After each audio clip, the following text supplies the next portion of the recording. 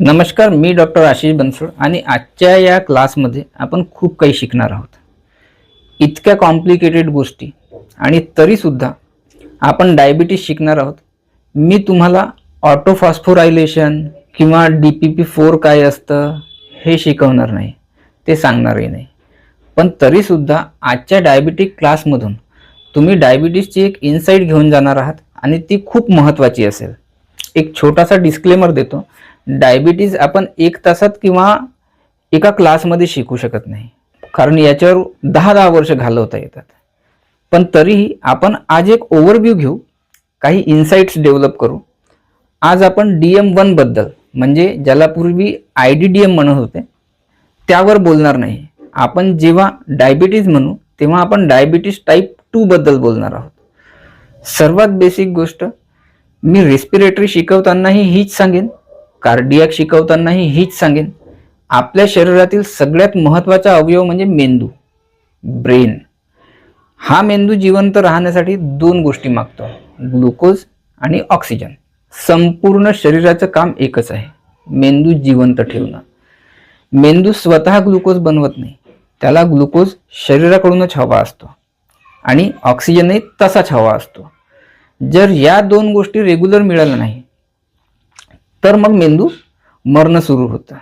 एक साधारणतः 15 सेकंड जर ऑक्सिजन सप्लाय थांबला तर अनकॉन्शियसनेस येते आणि 4 ते 6 मिनिटं जर ऑक्सिजन सप्लाय थांबला की न्यूरॉन्स इरिव्हर्सिबली डॅमेज होणं सुरू होते. आपण हायपोक्सियाने लोक मरताना बघितलेत आणि हायपोग्लायसेमियामुळे जवळजवळ 1 ते 1.5 मिनिटात लोक बेशुद्ध होताना पाहिले आहेत. आणि हा हायपोग्लायसेमिया जर 10 ते 15 मिनिटं टिकला तर आधी सीझर्स आणि त्याच्यानंतर डेथ असो. तर एक गोष्ट आपल्याला माहिती आहे की आपण आधी आदिमानव होतो. तो आदिमानव हळूहळू जाड झाला आणि डायबिटिक झाला. ही गोष्ट असं समजा काही हजार वर्षापूर्वीची आहे. त्या काळात आपले पूर्वज जे आहेत ते पृथ्वीवर राहत होते. त्यांच्यातलंच एका माणसाचं आपण एक्झाम्पल घेऊ. त्याचं नाव समजा टार्झन. तो जो आहे तो पृथ्वीवर भटकत होता. त्याची फिजिओलॉजी आजच्या आपल्यासारखीच होती. हजारो वर्षात फिजिओलॉजीमध्ये काही फारसा बदल नाही झाला. आता हा माणूस 3 दिवसापासून उपाशी राहत आहे, कारण त्याला त्या काळात अन्न जे आहे ते सहज उपलब्ध होत नव्हतं. हे लोक हंटर गॅदरर होते, म्हणजे शिकार केली तर खाल्ली, कुठे फळं मिळाली तर खाल्ली, कधी हरिण कधी ससा, आणि दिवसभर चालणं धावणं हे जीवन होतं. आता हा माणूस समजून घ्या 3 दिवस उपाशी आहे. त्याची अवस्था वाईट आहे.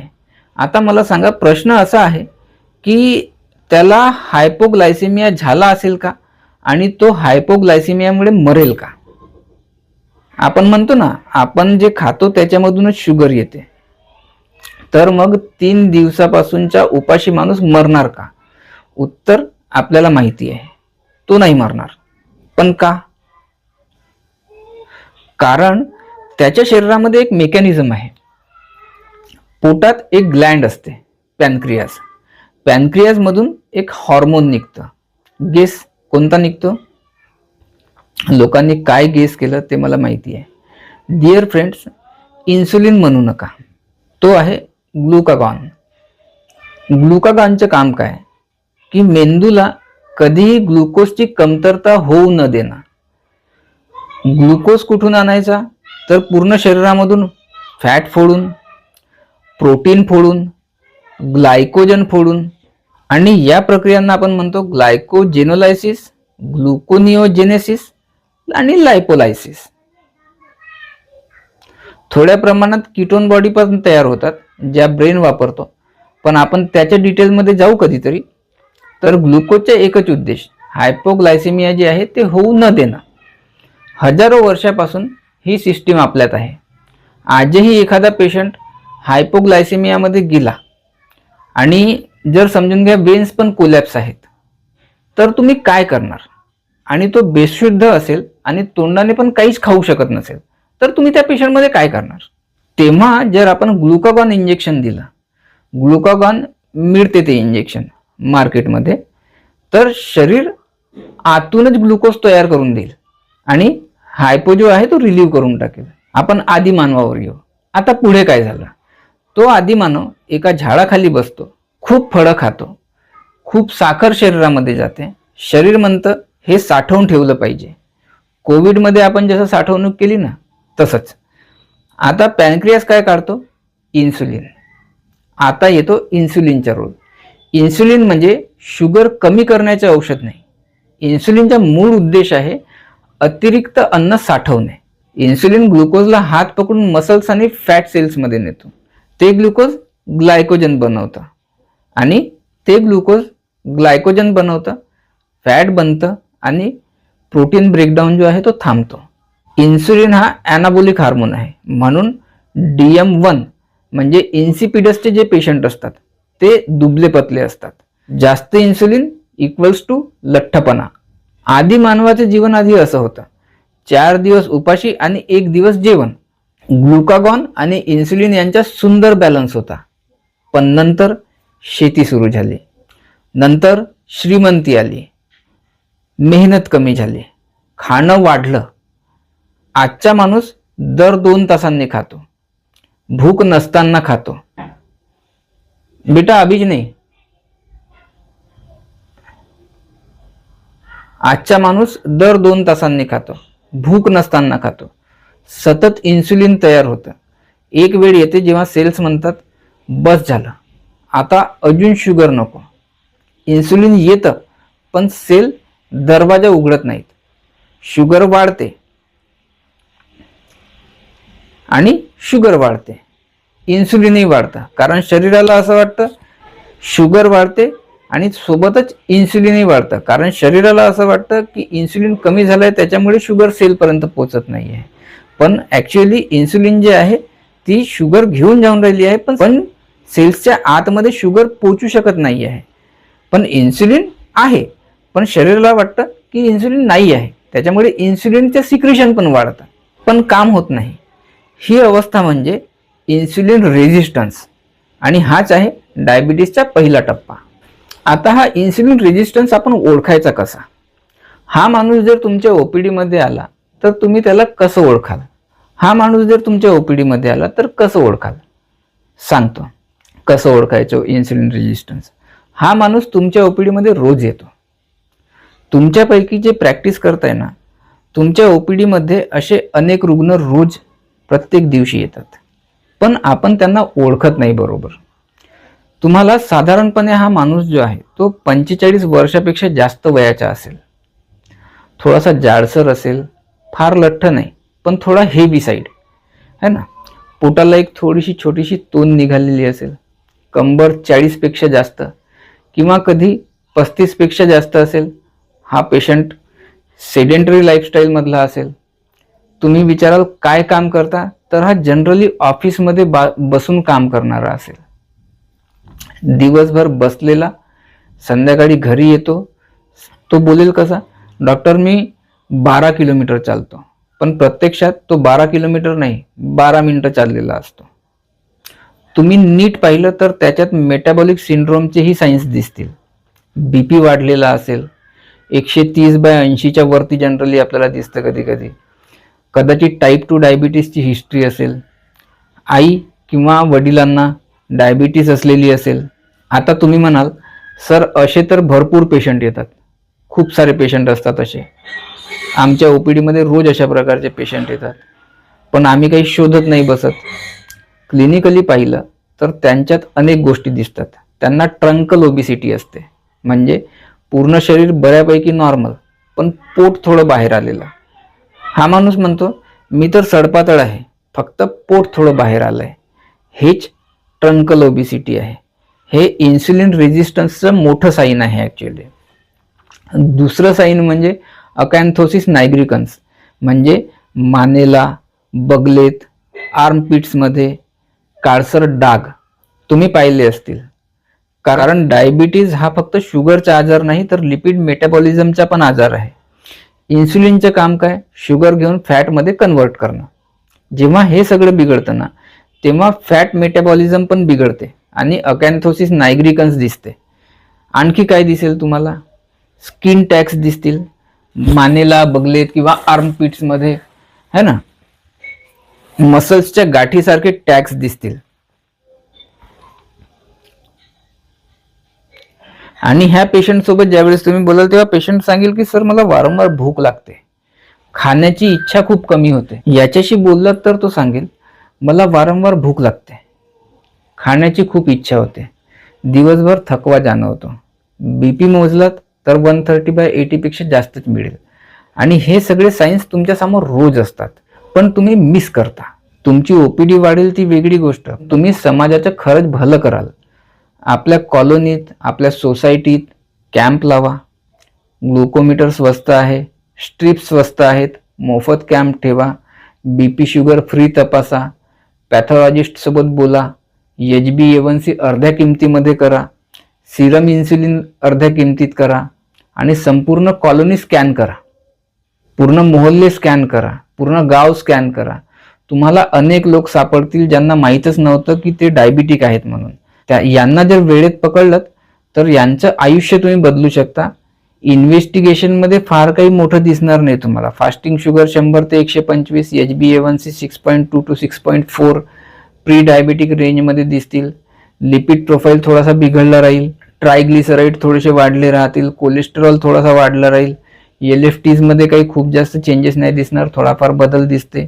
LFT फार बिघडलेले नसतील. पण जर सिरम इन्सुलिन किंवा सी पेप्टाइड मोजला तर दोन्ही वाढलेले मिळतील. इन्सुलिन म्हणजे आग आणि सी पेप्टाइड म्हणजे धूर.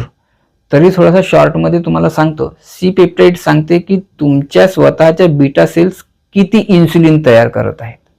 दोन्ही वाढलेले असतील तर इथेच जर पकडलं तर हा माणूस घसरण्यापासून वाचेल कमीत कमी. नाहीतर तो एकदा घसरला की फक्त वेग कमी करता येतो, अंतर ठरलेलाच असतो.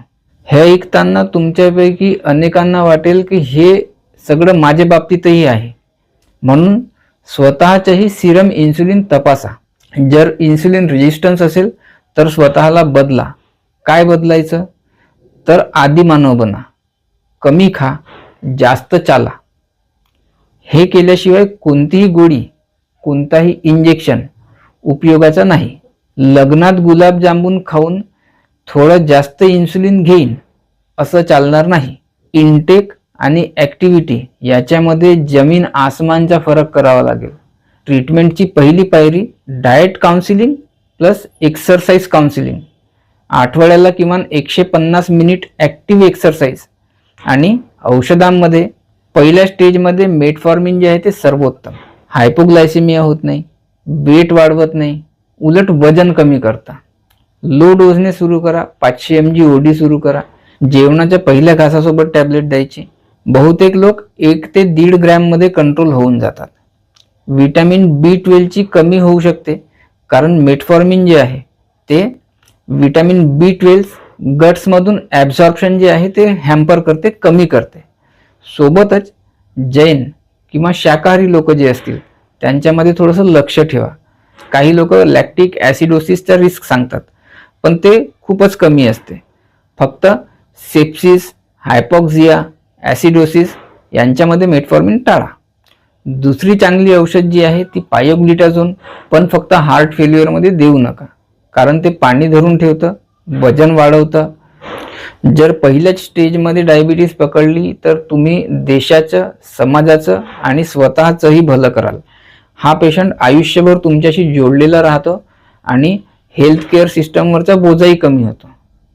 इथपर्यंत लेक्चर जर समजून घे तुम्हाला आवडलं असेल तर यानंतर अजून 2 स्टेजेस आणि काही औषधं आपण शिकणार आहोत. जर तुम्ही या पेशंटला इथे पकडलं नाही, इथे ट्रीट केलं नाही तर पुढे गोष्टी बिघडणारच आहेत.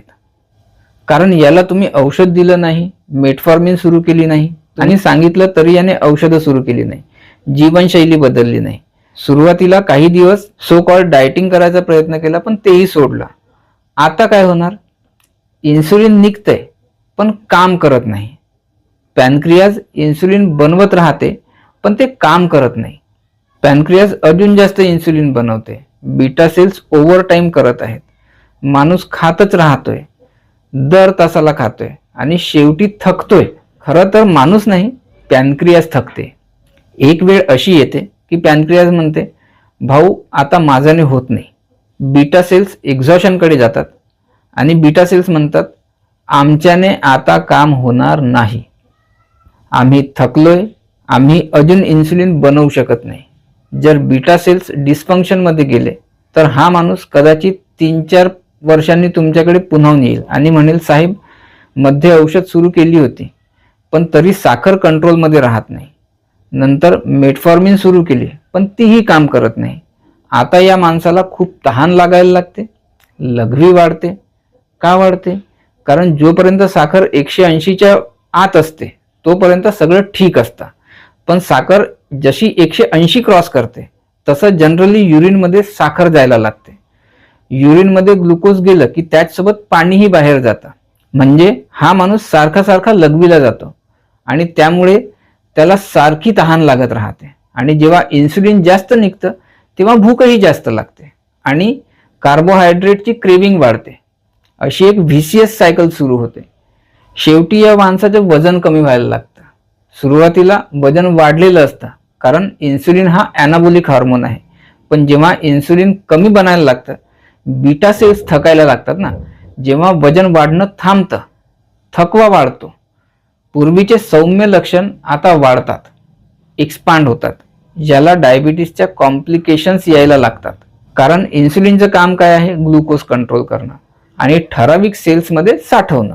पण असे खूप सेल्स आहेत जे हा हायपरग्लायसेमिया सहन करू शकत नाही. ब्लडमध्ये साखर जास्त राहिली की बरेच सेल्स पागल होतात. सगळ्यात आधी बिघडते ती ब्लड व्हेसल्सची आतली लाइनिंग म्हणजे एंडोथेलियम. ते या जास्त साखरेला सहन करू शकत नाहीत.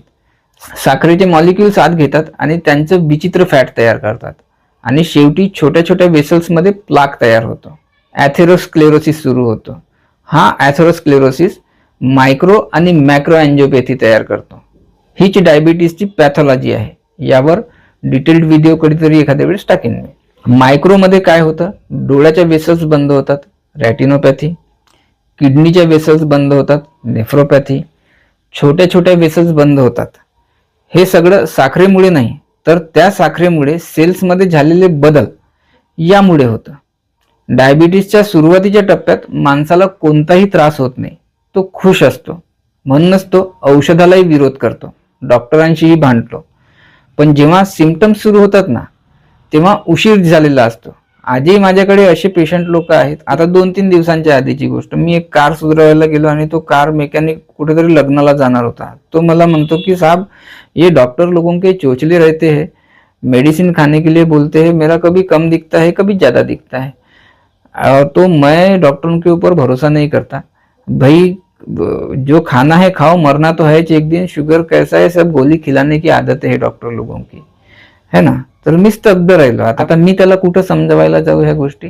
पण एक गोष्ट लक्षात घ्या, जेव्हा सिम्पटम्स सुरू होतात ना तेव्हा उशीर झालेला असतो. आता हा पेशंट तुमच्याकडे आला तर तुम्ही तपासणी केल्यावर काय दिसेल? फास्टिंग शुगर जी आहे ती 130च्या वरती, HbA1c 7.5च्या वरती दिसायची सुरुवात होऊन जाते. लिपिड प्रोफाईल डिरेंज राहतो. युरिनमध्ये मायक्रो अल्बमिन वाढलेलं असेल. सिरम इन्सुलिन किंवा सी पेप्टाइड केल्यावर तुम्ही मला सांगा, बीटा सेल्स थकलेले असतील तर इन्सुलिन जे आहे ते कसं असेल? नॉर्मलपेक्षा कमी. जर साखर 200-250 असताना सिरम इन्सुलिन नॉर्मल दिसत असेल तर टेन्शन घ्यायची वेळ आली आहे. याला मेटफॉर्मिन द्यायचीच आहे. त्यानंतर सल्फोनाइल युरिया काम करतात. पण लक्षात ठेवा, हायपोग्लायसेमियाचा धोका असतो. पेशंटला समजावून सांगायचं, सोबत चॉकलेट किंवा ग्लुकोज ठेवा. नवीन औषधं शॉर्ट ॲक्टिंग आहेत म्हणून हायपो जो आहे तो थोडासा कमी होतो, पण कधीही 2 इन्सुलिन रिलीज करणारी औषधं एकत्र देऊ नका. मेटफॉर्मिन प्रत्येक स्टेजमध्ये चालते. SGLT2 औषध जसे कॅनाग्लिफ्लोझिन, डापाग्लिफ्लोझिन किंवा एम्पाग्लिफ्लोझिन जे आहेत ते किडनीमधून साखर बाहेर टाकतात, वजन कमी करतात, BP कमी करतात. खूप चांगली औषधं आहेत. पण प्रत्येक औषधाचा काळ असतो. जर सुरुवातीच्या स्टेजमध्ये पेशंट पकडला तर 70 ते 80% पेशंट तिथेच थांबतात, नाहीतर ते 3ऱ्या स्टेजमध्ये जातात. खूप साखर, वजनात घट, इन्सुलिन शून्याजवळ हा पेशंट जीपीने हँडल करण्याजोगा नसतो. आपला फोकस त्या 70% पेशंटवर असावा जे मेटफॉर्मिनने वाचू शकतात. आज आपण डायबिटीसचा ड्रोन व्ह्यू घेतला आहे. जर या व्हिडिओमध्ये तुमच्या डायबिटीसकडे पाहण्याचा दृष्टिकोन थोडाफार जरी बदलला असेल तर कृपया कमेंटमध्ये हॅपी लिहा. आणखीही वेगवेगळे ॲस्पेक्ट आपण बघणार आहोत डायबिटीसवर. भेटूया पुढच्या व्हिडिओमध्ये. धन्यवाद.